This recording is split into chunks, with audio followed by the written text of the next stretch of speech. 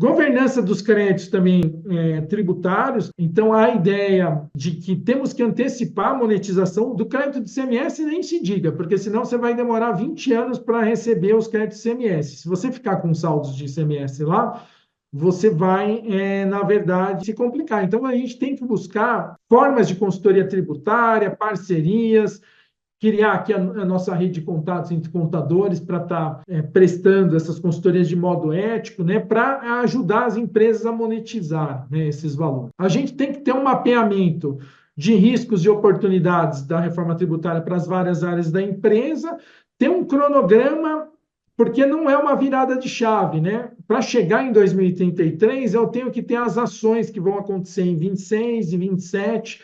A gente vai ter que matar um leão por dia, né? Então, primeiro a gente está preocupado lá com o 1º de janeiro de 26, com 1% lá que vai ser pago da CMS, tá? Mas isso é só a ponta do iceberg, porque o nosso cronograma ele vai ter que ter várias etapazinhas, né, para a gente conseguir chegar no dia 1º de janeiro de 2033, para chegarmos vivos, né, nesse dia. Todos chegaremos bem. Espero que bem remunerados também, né, depois de um longo trabalho. Implementar treinamentos internos também, né, para que os nossos funcionários, a equipe do departamento contábil, fiscal estejam bem antenados, né, atualização tecnológica. E o contador bom não é um contador operacional, né, é um contador inteligente que vai discutir, né, a estratégia lá com os donos da empresa, com a diretoria, né? A gente não quer, né? O CRC, com certeza, São Paulo, quer os contadores dinâmicos ali que vão discutir com a empresa estratégia, o que ela vai fazer, montar cenários, tá? Que isso é uma oportunidade muito grande para a gente profissionalmente, tá? Então é isso, é uma mudança profunda de processos, sistemas e também de estratégias, tá? Eu até peço desculpa, porque eu acho que a palestra é mais problematizadora do que solucionadora, né? Mas a gente está aqui para contribuir também problematizando, porque faz parte do processo de construção do conhecimento também problematizar. Na realidade, né, professor, eu até marquei alguns pontos aqui, muito interessantes, porque se fala muito em complexibilidade, incerteza, desafios. O leão eu tirei, porque nós já passamos pelo leão nesses últimos 2 meses, então eu tirei matar um leão. Esse daí já foi. Então vamos para os demais. Considerando o fim gradual de incentivos fiscais até 2033, como que o senhor sugere que empresas regionalmente beneficiadas reavaliem suas estratégias logísticas e operacionais para preservar essa competitividade? Pessoal, esse é um desafio enorme que a gente tem para vocês, né? Eu tenho certeza que não é a maioria, mas existe aqui uma gama de contadores que tem esse problema. Não é esse problema, ou a solução, né? Ou você, né? Mas também você vai cobrar por essa solução, ou você tem uma oportunidade aí de vender uma solução. Você é contador de uma empresa que está num setor que tem muitos benefícios fiscais. Então, o que acontece? Na minha opinião, né? Não é que eu tenha a resposta para tudo. A gente tem que mapear o que vai acontecer em 27, 28 e 33, quando você não tiver mais o benefício. Por exemplo, será que a minha margem de lucro ela vai ser tão reduzida que isso vai inviabilizar? Se a gente chegar à conclusão que isso inviabiliza, eu já tenho que tomar uma decisão de, por exemplo, mudar o centro de distribuição até 2033 para outra região.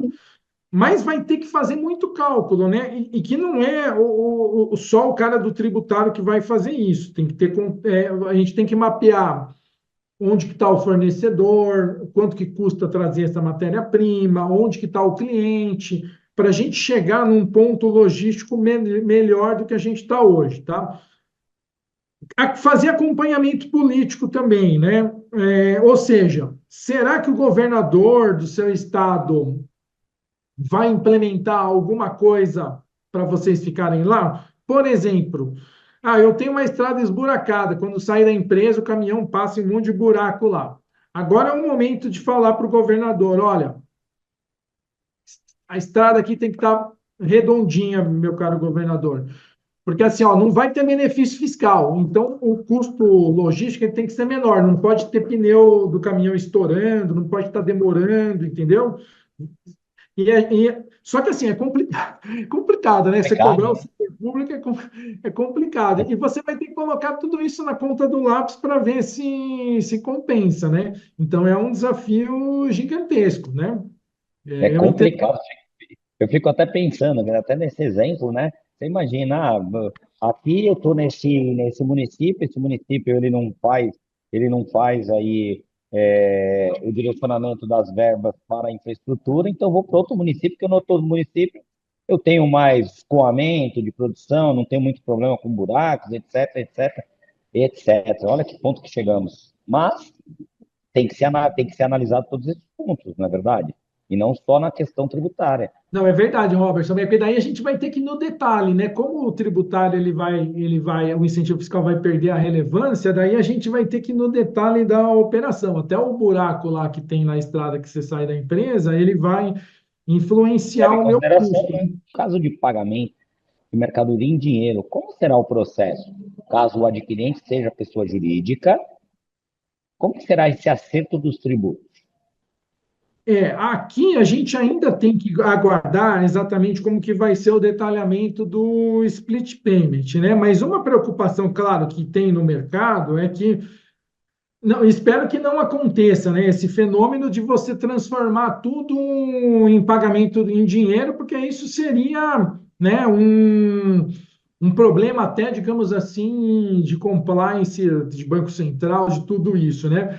Por exemplo, se tiver uma brecha para eu comprar tudo em dinheiro e daí não ter o split payment, né? A gente tem que ver isso como que vai ser regulamentado, porque eu sei que já tem gente pensando, então tá bom, então não vai ter transferência bancária, não vai ter Pix, não vai ter cartão de crédito, vai ser pago em dinheiro e daí não tem o split payment. Mas a gente, na verdade, tem que aguardar uma regulamentação. Eu não posso bater o martelo que a gente vai escapar desse recolhimento dessa forma, tá? Porque eu acredito que o governo vai encontrar mecanismos para que isso não aconteça, né? Porque, por exemplo, se a gente começar a pensar em históricos tributários, eu lembrei da pergunta aqui do Flávio, eu lembrei de uma coisa que chamava CPMF, né? Nossa, verdade. Que daí o que acontece? Você começa a não depositar o cheque. Então, eu sou um lojista, recebi um cheque, mas tem o tal do CPMF, né? Que é um negócio que o pessoal novinho, o pessoal aí de 20 e poucos anos deve estar dando risada, né? Eles não devem nem saber o que é o CPMF. Mas quando eu tinha CPMF, o que eu fazia? Eu endossava o cheque sem depositar o cheque, porque eu tinha que transacionar o menos possível com aquele cheque para não pagar a maldita da CPMF, né? Para a parte de prestação de serviços, tá? Seja de engenharia civil, entre outros, né? Que tenham onde que tem as retenções e que fala que será no local da prestação de serviço ou no local da sede da empresa?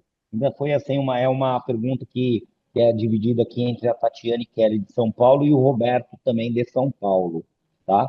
Fala que a partir do ano 2026, né? Tal imposto já como IBS deverá ser pago no local de destino. É, claro que caberia, talvez eu abrir aqui a legislação, a nova legislação na lei complementar, mas já me parece que os próprios demandantes da pergunta já oferecem, de certa forma, a resposta. Porque o que acontece? A IBS e a CBS, ela vai ter a característica de você ter uma tributação no destino, né? Inclusive, essa característica da tributação de destino, ela vai mudar alguns parâmetros. Até aproveita a deixa da pergunta inteligente para pensar também na questão. Que, claro, o serviço de engenharia ele tem uma peculiaridade, tá, gente? Eu digo no ISS, né? No ISS, os serviços de engenharia, no geral, eles já são devidos no local, tá? Mas isso é um detalhe que é uma exceção da lei do ISS. Regra geral, para a maioria dos serviços no ISS, o imposto é devido na origem. Por isso que tem um monte de empresa em Barueri, entendeu? Então, por exemplo, se eu fosse prefeito de Barueri, eu já ficaria preocupado, tá? Lá com a Alphaville, porque o que acontece? Será que vai ser tão legal mesmo a Alphaville depois da reforma tributária? Ou não, as pessoas vão querer fazer reunião na Faria Lima e na Avenida Paulista. Esse também é o X da questão. Porque a carga tributária não vai ser do município de Barueri, vai ser do município tomador do serviço, entendeu? Então, me parece aqui que no caso da engenharia civil, como ele já era uma exceção, ele já era no local, ele vai permanecer no local, mas para a maioria ele vai, né, a responsabilidade e a carga tributária vai ficar para o município e para o estado do local, tá?